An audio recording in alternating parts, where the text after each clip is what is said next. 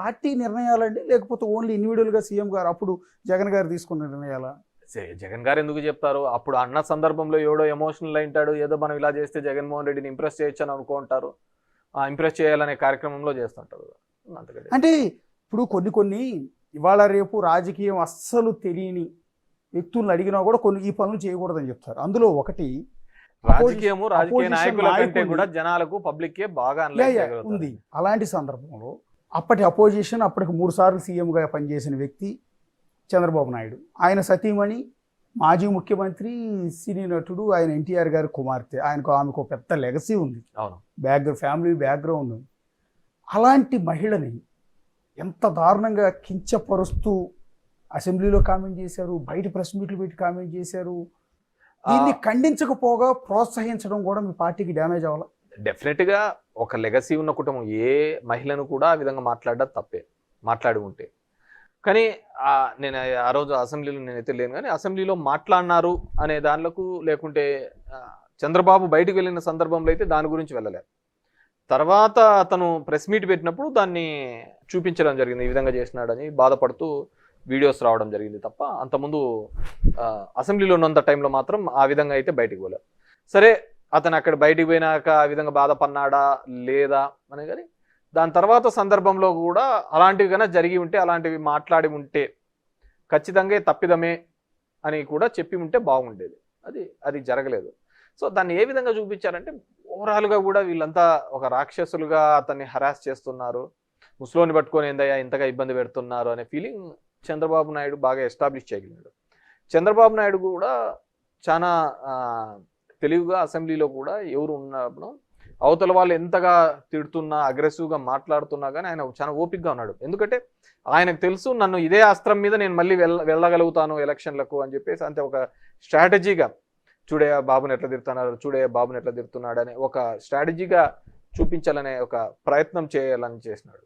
తెలుగు రాష్ట్రాల్లో ఒక bad culture వచ్చింది, మహిళ లేదు, ఎవరు లేదు, ఎవరికి పడితే వాళ్ళు ఇష్టానుసారం మాట్లాడడము, ఇష్టానుసారం మీమ్స్ చేయడము, పోస్ట్స్ పెట్టడము. అది ఎలా తయారైందంటే, సరే అవతలోడు చేస్తున్నాడు మనం చేస్తున్నాము అంటే అవతలోనికి పనికి మాలినోడని మనం పనికి మాలినోళ్ళం కాలేం కదా. సో అది దానికి ఎక్కడో చోట కట్ కావాలి, సిద్ధాంతపరంగా ఒక తీసుకోవాలా. ఇప్పుడు ఎట్లా తయారైందంటే, సోషల్ మీడియా వచ్చిన తర్వాత ఎవరు మటుకు వాళ్ళు ఇష్టానుసారం పెట్టడము, దానికి ప్రమోట్ చేయడము, వివిధ గ్రూప్స్లలో వేయడము, క్యారెక్టర్ అసాసినేషన్. ఇంతకుముందు భౌతికంగా చంపేవాళ్ళు ఇప్పుడు క్యారెక్టర్తో చంపుతున్నారు. ఆ క్యారెక్టర్తో అంటే భౌతికంగా చచ్చినా పెద్ద ఏముండదు, కానీ క్యారెక్టర్ చచ్చిన తర్వాత మనం ఏం చేసేకి ఉండదు. సొంత పార్టీ ఎమ్మెల్యే రఘురామకృష్ణరాజు, సరే మీ పార్టీ మీద తిరుగుబాటు చేసి ఉండొచ్చు, అవతల పార్టీ వాళ్ళతో కలిసి ఉండొచ్చు, అలాంటి వ్యక్తిని అరెస్ట్ చేయించి కొట్టించడం అనేది, ఇవన్నీ ఎలక్షన్స్ మీద తీవ్రమైన ప్రభావాన్ని చూపించిన అంశాలు కదా. అంటే రఘురామకృష్ణరాజు గారిని సరే ఇప్పుడు ఏదో అది ఇంకా ఎస్టాబ్లిష్ కాలేదు అతను కొట్టినారు అని చెప్పేసి, నాకు తెలిసి ఒక జ్యుడిషియల్ కస్టడీలోకి తీసుకున్న తర్వాత పోలీస్ రిమాండ్లోకి తీసుకోవాలనుకున్నప్పుడు ఒక ఎంపీ స్థాయి వ్యక్తిని నేను ఆ విధంగా కొట్టింటారైతే నేను ఒప్పుకోవటం లేదు. ఇప్పుడున్న స్థానంలో ఎవరైనా కానీ ఆ విధంగా చేసి ఉంటే, మామూలు సామాన్యమైన మీద కట్టినా కానీ ప్రైవేట్ కేసులో లాడ్జ్ చేస్తున్నారు.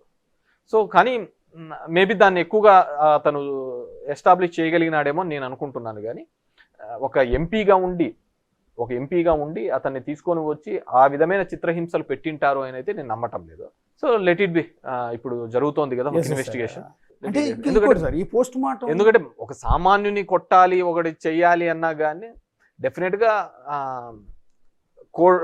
కోర్ట్స్లో మళ్ళీ ప్రైవేట్ కేసులు వేయడము, ఏదైనా ఉంటే ఇంజురీస్ చూపించడము, ఇవన్నీ కూడా జరుగుతాయి. ఖచ్చితంగా అటువంటి పోలీస్ అధికారుల మీద కూడా క్రిమినల్ కేసెస్ లాడ్జ్ చేసిన సందర్భం ఎన్నో ఉన్నాయి. సరే, అధికారంలో ఉన్నప్పుడు పార్టీ తరఫున ఎమ్మెల్యేలు, పార్టీ తరఫున ఉన్న నేతలు మాట్లాడే భాష అనేది చాలా కీలకం, అది టీడీపీ వాళ్ళైనా మీ పార్టీ వాళ్ళైనా. సో అది వైఎస్ఆర్ కాంగ్రెస్ పార్టీలో ఆ విపరీతమైన ఫ్రీడమ్ ఎక్కువైపోయిందేమో అనిపిస్తుంది కదా. ఇష్టం వచ్చినట్టు ఆ రోజు ఉన్న పవన్ కళ్యాణ్, చంద్రబాబును, పార్టీ లీడర్ని, మంత్రులుగా పనిచేస్తున్న వాళ్ళు కూడా బూతులు మాట్లాడటం, తిట్టడం, ఇదంతా జనాల్లోకి పార్టీ అంటే నెగిటివ్గా పోలేదా? దాన్ని కంట్రోల్ చేసే ప్రయత్నం ఎందుకు చేయలేదు అని? తిట్టమని ఏమి అధినాయకత్వం ఏమి ఆ విధంగా చెప్పింటది నేను అనుకోవటం లేదు. కానీ టు ఇంప్రెస్ ఆ విధంగా మాట్లాడే, ఇప్పుడు నేను అంటారండి అందరూ కొడాలి నాని గారు ఆ విధంగా ఇష్టానుసారం కొడాలి నాని అమ్మ మొగుడా అనేది వాడుతుంటాడు, కొద్ది కఠినమైన భాషలో మాట్లాడుతుంటాడు, కానీ లాజిక్గా చెప్తూ ఉంటాడు. కానీ మాట్లాడే భాషలో నువ్వు ఎంత యారగెంట్గా, ఎంత కఠినంగా మాట్లాడతాను. అవతలోడు మాట్లాడినా నువ్వు మాట్లాడడం కూడా తప్పే. సరే ఎవరో ఇంప్రెస్ అవుతారని చెప్పేసి వీళ్ళు కూడా మాట్లాడు. ఇవన్నీ డెఫినెట్గా ఇట్స్ ఎ కౌంట్ అండి. ఇప్పుడు మనం చేస్తున్న దానిలలో యాంటీ ఇంకమెన్సీ అక్యుములేట్ అవుతా పోతున్న దానిలో ఇలాంటి ఒక్కోటి అవన్నిటిని కూడా జత కలుపుతా పోతుంటాయి. అవతల వాడు మాట్లాడుతున్నప్పుడు కూడా ఓహో దీని వల్లనే చేసింటారు, దీని వల్లనే అయ్యి ఉంటుంది అని చెప్పేసి అనుకుంటున్నాను. ఇప్పుడు మీ పార్టీలో మీరు అధికారంలో ఉన్నప్పుడు జగన్ గారిని వీరుడు సూర్యుడు అనుకోని వాళ్ళు, ఆయన దేవుడు అన్న వాళ్ళు కూడా వన్స్ ఓటమి పాలవగానే పార్టీ విడిచి వెళ్ళిపోతూ ఉన్నారు. ఎవరు మంత్రులుగా పనిచేసిన వాళ్ళు వెళ్ళిపోతున్నారు. బాలినేని శ్రీనివాసరెడ్డి, ఆళ్ళ నాని లాంటి వాళ్ళు డిప్యూటీ సీఎం చేశాడు ఆయన ఏకంగా. తర్వాత ఎమ్మెల్సీలు ఇచ్చారు, ఎంతమందినో కాదని. వాళ్ళు ఎంపీలు వెళ్ళిపోతూ ఉన్నారు.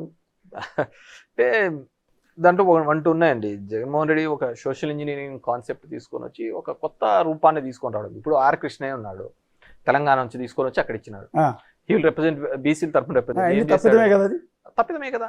ఏం రిప్రజెంట్ చేసినాడు, చేయలేకపోయినాడు కదా. సో అట్లా వెళ్ళిన వాళ్ళకు దాంట్లో ఒకరిని అనేక లేదు, పెట్టేకి లేదు. సో నేనేమంటానంటే సిచ్యువేషన్ ఎప్పుడైతే నువ్వు టఫ్గా ఉంటుందో అప్పుడు ఎవడైతే నిలబడతాడో వాడు నాయకుడిగా ఎదుగుతాడు. ఆ సందర్భంలో నువ్వు తట్టుకోలేక చిన్నవి నా ఇంటి మీదకి వచ్చినారు, నా ఆస్తులు కొట్టేస్తున్నా, నా భూములు తీసుకుంటున్నా, నా డబ్బులు పెడుతున్నా, నా మీద కేసులు పెడుతున్నారు అని పార్టీ మారుతా అంటే ఇంకా నువ్వు నీలో వ్యక్తిత్వం ఏముంటుంది?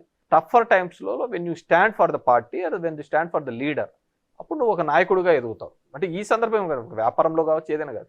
సింపుల్ థింగ్ చెప్తాను. జగన్మోహన్ రెడ్డి గారు నాకు ఎందుకు అంత ఇష్టము, వైఎస్ఆర్ కాంగ్రెస్ పార్టీతో నాకు వాళ్ళ కుటుంబంతో మాకు థర్డ్ జనరేషన్ రాజారెడ్డి గారిని చూశాను, రాజశేఖర రెడ్డి గారిని చూశాను, జగన్మోహన్ రెడ్డి గారిని చూశాను. ఎందుకు అంటే ఎంతోమంది ముఖ్యమంత్రుల కొడుకులు వచ్చినా కానీ జగన్మోహన్ రెడ్డి అనే వ్యక్తి అక్రాస్ ద ఆల్ ఆర్ట్స్ నిలబడి, చంద్రబాబు నాయుడు లాంటి వ్యక్తికి అతని కుతంత్రాలకు నిలబడి జైలుకు పోయి వచ్చినా కానీ, ఫైనాన్షియల్గా ఇబ్బంది పడినా కానీ నిలబడినాడు, గెటాన్ అయినాడు, ఒకసారి ముఖ్యమంత్రి అయినాడు, ఎవడు కాలేదు. సో ఇప్పటికు కూడా ఒక పాలసీలో రెండు భావజాలాల మీద పార్టీలు నడుస్తాయి. ఇప్పుడు భావజాలాలు ఎక్కడ ఉన్నాయి, లేవు కదా పార్టీలలో. అంత డబ్బులకే పోతున్నారు తప్ప, అవకాశవాదం తప్ప భావజాలాలు. రెండు భావజాలు, చంద్రబాబు నాయుడుది ఒక వ్యక్తిత్వం పోతుంది, దానికి అగెనిస్ట్ వ్యక్తిత్వం అనేది జనంలో ఉంటుంది. కమ్యూనిస్టులు ఎట్లుంటారు, క్యాపిటలిస్టులు అలాగే ఉంటారు. సో ఇద్దరిది సరిపోయిన దానిలో దీనికి మద్దతు తెలిపే వాళ్ళు ఉంటారు, దీనికి తెలిపే. నేను చంద్రబాబు యొక్క ఆలోచన విధానాన్ని ఇతను వ్యతిరేకిస్తే జనానికి ఏదో మేలు చేయాలని వాళ్ళ నాన్న నుంచి వాళ్ళ తాత నుంచి ఒక లెగసీని మా నాన్న పేరు నిలబెట్టాలనే కార్యక్రమంలో చేస్తున్నప్పుడు ఐ అప్రిషియేట్ హిమ్. ఎందుకంటే ఒక నాయకుడిగా ఒక చిన్న వయసులో నిలబడినాడు అక్రాస్ ద ఆల్ ఆర్ట్స్. ఎంతోమంది ఇబ్బంది పెట్టినారు, తొక్కలను చూసినారు, ఇది చేసినారు, కానీ నిలబడినాడు. అదేవిధంగా దేశంలో ఒక సాంప్రదాయాన్ని క్రియేట్ చేయాలని చెప్తే చెయ్యాలి హామీనని నెరవేర్చినాడు. నెరవేర్చిన తర్వాత సరే సక్సెస్ ఫెయిల్యూర్ అనే తర్వాత ఒక ఆలోచన విధానం, నేను చెప్తే మాట తప్పను అనేది రాజకీయ నాయకులలో, రాజకీయ దానిలో ఎంతమంది ఉంటారు చెప్పండి. సరే 1-2 ఉండొచ్చు, అటు ఇటు పొలిటికల్గా అకామిడేట్ చేసే దానిలో 1-2 ఉండొచ్చు, కానీ ప్రజలకు ఇచ్చిన హామీల్లో నెరవేర్చడానికి ఒక యజ్ఞంలా చేశాడు. నేను ఎందుకు చెప్తున్నానంటే మీరంతా ఫ్రీబీస్ అన్నాడు, అది చెప్పిన మాట కోసం చేశాను. దానికోసము ఆ సంక్షేమం కోసం మాకు పెట్టున్న ప్రతి మీటింగ్ల కోసం మీరు తిరగండి, నేను ఏదైతే చెప్పానో ఆ బటన్ నేను నొక్కుతాను, మీరు తిరగండి అని చెప్పేసి మమ్మల్ని అందరినీ పంపించేస్తున్నాను. ఎందుకంటే అతను అన్నాడు అనమాట, నేను చేసి నిరూపిస్తాను అని. మేబీ ఇప్పుడు ఫెయిల్ అయింది కాబట్టి ఇవన్నీ ఫెయిల్యూర్ మోడల్స్. అంటే మీరు అధికారంలో ఉన్నప్పుడు కూడా మీకు ప్రజలు ఒక హింట్ ఇస్తూ వచ్చారు, మీరు గమనించారా? నాకైతే ఎక్కడ సంవత్సరం ముందు, బహుశా ఎలక్షన్కి ఒక సంవత్సరంన్నర ముందు అనుకుంటా, సమ్ ఎమ్మెల్సీలు, క్యాండిడేట్ ఎమ్మెల్సీ కావచ్చు, లోకల్ బాడీ ఎలక్షన్స్ కావచ్చు జరిగినప్పుడు 3 ఎమ్మెల్సీలు టీడీపీ గెలిచింది. మీ పార్టీ నుంచి 4 ఎమ్మెల్యేలు మీరు అధికారంలో ఉన్నారని తెలిసి కూడా వాళ్ళకి ఓటేశారు ధిక్కరించి. అంటే సో ఇవన్నీ హింట్స్ అనిపించలేదా మీకు? అరే తేడా కొడుతోంది. ఎప్పుడైనా కానీ గ్రాడ్యుయేట్ ఎలక్షన్స్ ఎప్పుడే కానీ యాంటీ గవర్నమెంట్ జరుగుతాయి, అది రాసి పెట్టుకోండి. యాంటీ గవర్నమెంట్ జరుగుతాయి గ్రాడ్యుయేట్ ఎలక్షన్స్. ఎందుకంటే బేసిక్గా ఎంప్లాయీస్ అనేవాళ్ళు మాకు అప్పటికే నెగిటివ్ అయిన మాట వాస్తవం. సో వాళ్ళు బాగా పోలరైజ్ చేసేది అన్నాడు, గ్రాడ్యుయేట్స్ని వీళ్ళందరినీ బాగా పోలరైజ్ చేసినారు. అండ్ ఆ ఎలక్షన్స్ కూడా మేము సరిగ్గా చేసుకోలేకపోయాం. సో బేసిక్గా రాయలసీమ ప్రాంతంలో అయితే నిజంగా నాకు ధర్మవరంలో కావచ్చు, దీనిలో కాదు, నేను నిజంగా అంటే ఆ విధంగా నెగిటివ్గా జరుగుతోంది, నెగిటివ్గా నాకు కనపడుతుంది అనేది నేనైతే గుర్తించలేకపోయాను. మీరు ఇంతకుముందు అన్నట్టుగా ఎక్కడైనా కాన్స్టిట్యూన్సీలో కనిపించలేదు, మా కాన్స్టిట్యూన్స్ లో కనపడలేదు, తక్కువ ఉంది అక్కడ. ఎందుకంటే మీరు కష్టపడ్డారు, నేను కష్టపడ్డాను. మీ మాదిరిగా కష్టపడిన ఎమ్మెల్యే లేరు ఆ పార్టీలో. నిజానికి మీరు అన్నట్టు జగన్ గారు ప్రతిసారి మీటింగ్ పెట్టి గడప తిరగండి అని టార్గెట్లు ఇచ్చి, ఒక్కొక్కరికి ర్యాంకులు ఇచ్చి, ఇంత హడావుడి చేసి తిరగను ఎమ్మెల్యేని పట్టుకుని తిట్టేవాళ్ళు మీటింగ్లో. అంత చేసినా కూడా చాలా మందికి ఒళ్ళొంగల. మీరు తిరిగారు. మేబీ నేను నా నియోజకవర్గం అదే, నాకు మొత్తం అదే బాయిలో కప్పలాగా నేను దాంట్లోనే బతికానేమో, అందుకు ప్రపంచం ఏం జరుగుతుందో నాకు కనపడలేకపోయింది. సో నాకైతే కనపడలేదు. సరే, కానీ జగన్మోహన్ రెడ్డి గారు చూడండి, మీరు పొలిటికల్ సిస్టంలో 90 మంది క్యాండిడేట్లను మార్చినాడు. అవును, అంటే మోర్ దాన్ 50% క్యాండిడేట్లను, 12 మంది ఎంపీలను, 78 మంది ఎమ్మెల్యే క్యాండిడేట్లను మార్చి సోషల్ ఇంజనీరింగ్ అని చెప్పి తీసుకు. ఎవడైనా ఇంత ఈ విధంగా చేస్తారో చెప్పండి? అంటే ఐపాక్ మీద ఆధారపడ్డాడని కదా. ఐపాక్ అనేది కాదు, నువ్వు జనంలోకి తిరగలేదు, నువ్వు జనంలోకి తిరగలేదు అని చెప్పి మార్చినాడు. ఏం చెప్పాలా? సో కాదండి, అదంతా కూడా ఐపాక్ సజెస్ట్ చేసింది, ఐపాక్ ఏది చెప్తే అది చేశాడు, ఐపాక్ చెప్పింది కాబట్టి 90 మందిని మార్చాడు. ఎవరు వీళ్ళు 90 మంది ఎమ్మెల్యేలు అంటున్నారు, వీళ్ళు తిరగలేదని చెప్పింది ఐపాక్, వీళ్ళు మారిస్తే తప్ప ఇక్కడ గెలవలేదు. అంటే దీంట్లో రెండు ఉన్నాయండి.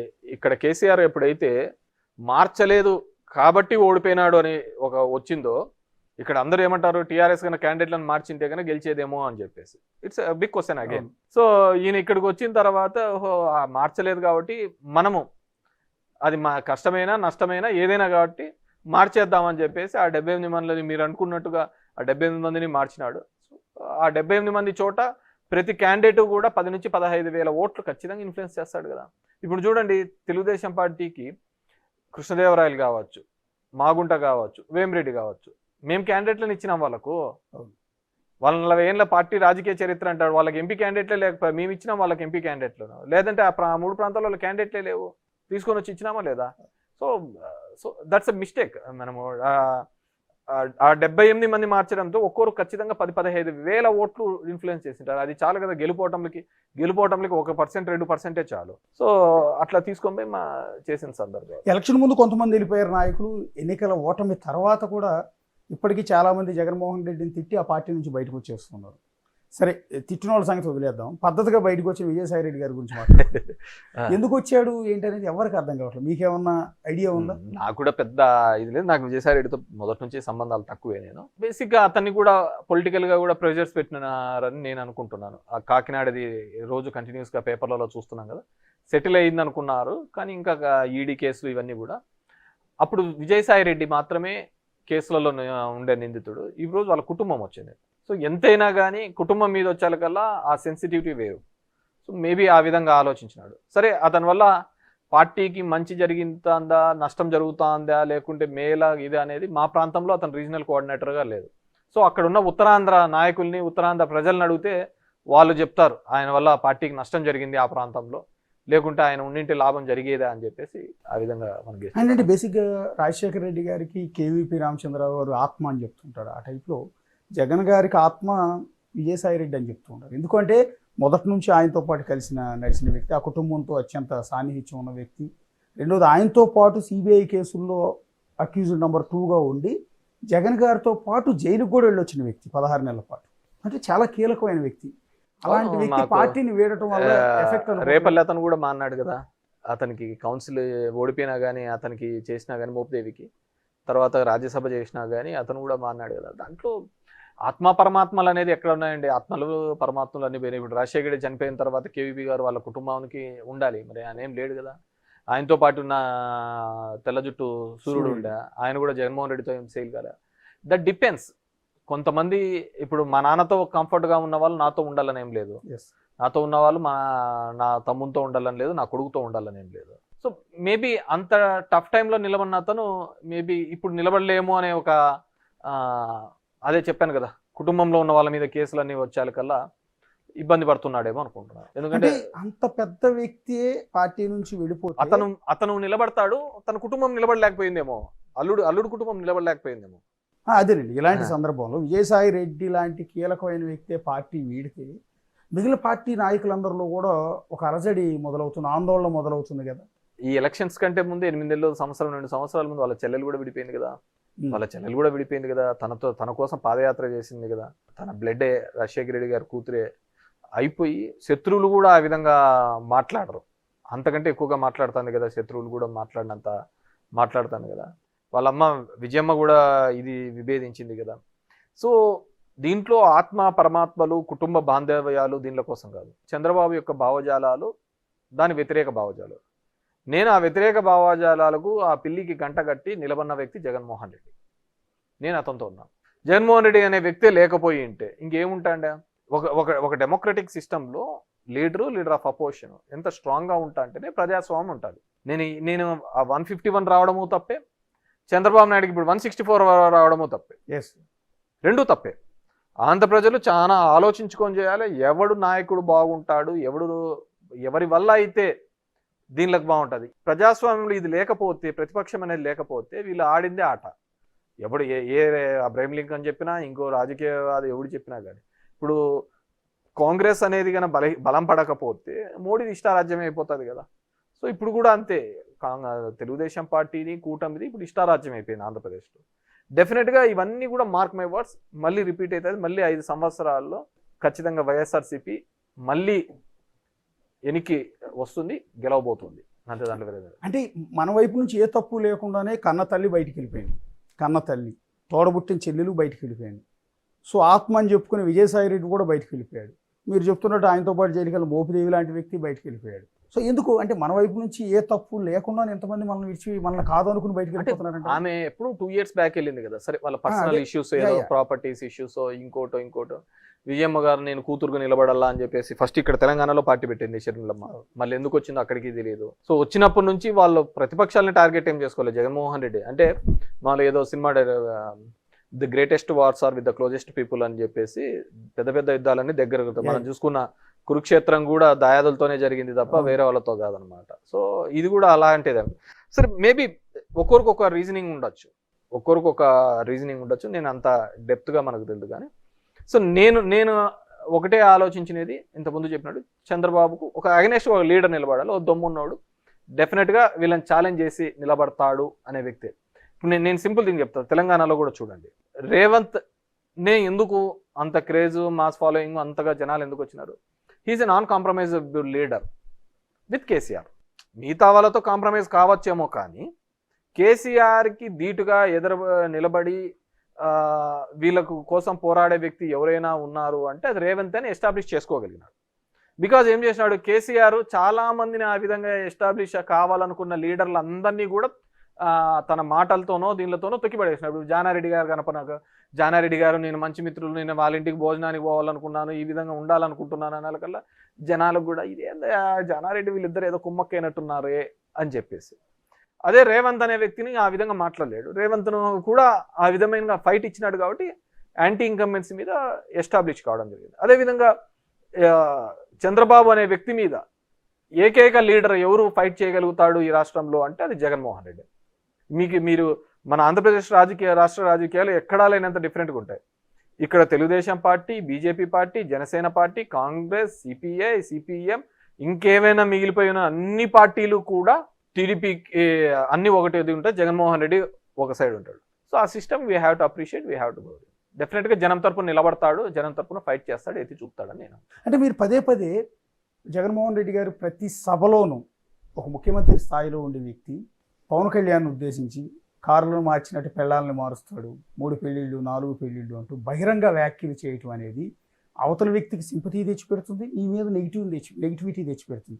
పైగా సీఎం స్థాయిలో ఉన్న వ్యక్తి బహిరంగంగా అలా మాట్లాడొచ్చా? అది పవన్ కళ్యాణ్ ప్లస్ అయింది కదా. డెఫినెట్గా ప్లస్ అయింది. దాన్ని ప్లస్గా చేసుకున్నాడు కూడా. ఇప్పుడు చిరంజీవి అలాంటి సందర్భం ఒకటి, చిరంజీవి వచ్చి సార్ అన్న టికెట్లది అదేదో చిన్న వీడియో క్లిప్ పెట్టినాడు. అంతకుముందు మాట్లాడినదాన్ని పక్కకు పోయినాయి. ఆ క్లిప్నే చూసి మా అన్నని ఇట్లా అంటారు, ఇది అంటారు. పవన్ కళ్యాణ్ ఒక స్టాండర్డ్గా ఉంటాడు అనేది ఒక మాట మీద ఈరోజు ఏది చెప్తాడో దాన్ని మళ్ళీ కంటిన్యూ చేస్తాడని ఏం లేదు. ఎందుకంటే చంద్రబాబుని ఎలా తిట్టాడు, బీజేపీని ఎలా తిట్టాడు, లేకుంటే అందరిని ఎలా తిట్టాడు, మళ్ళీ ఇప్పుడు ఎలా పొగుడుతున్నాడు, మళ్ళీ ఎలా తిడతాడు, ఇవన్నీ అతను వదిలే. కానీ మీరు అంటున్నట్టుగా భారతీయ సంస్కృతిలో భాగంగా అలాంటివి తప్పు అని చెప్పే ప్రయత్నం చేసినట్టు, కానీ ఆ చెప్పే విధానం అనేది ఆ పద్ధతి కాదు అని నేను అనుకుంటున్నాను. మేబీ దానివల్ల కూడా పవన్ కళ్యాణ్కి అడ్వాంటేజ్ అయింటుందని నేను అంటున్నాను.